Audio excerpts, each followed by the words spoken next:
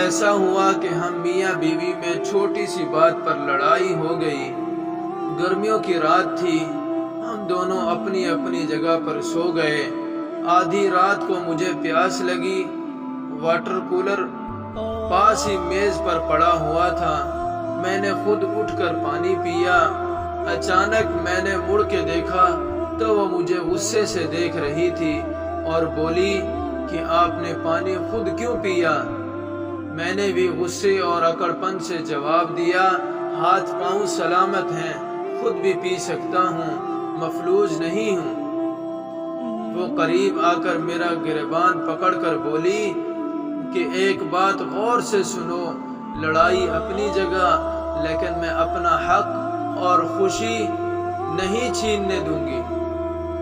پتہ ہے آپ کو پانی دیتے ہوئے مجھے کتنی خوشی ہوتی، بھلے ہی بات چیت بند کیوں نہ ہو، لیکن پانی آپ خود نہیں پیئیں گے۔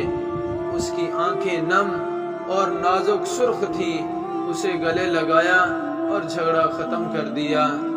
اور اب 7 سال بعد جب رات کو 3 بجے پانی پینے کے لیے اٹھتا ہوں تو دیوار پہ لگی اس کی خوبصورت تصویر بھیگ جاتی ہے، یا شاید میں اسی بھیگی ہوئی آنکھوں سے دیکھتا ہوں اور یاد آتا ہے کہ وہ کہتی تھی کہ محبت مر نہیں سکتی۔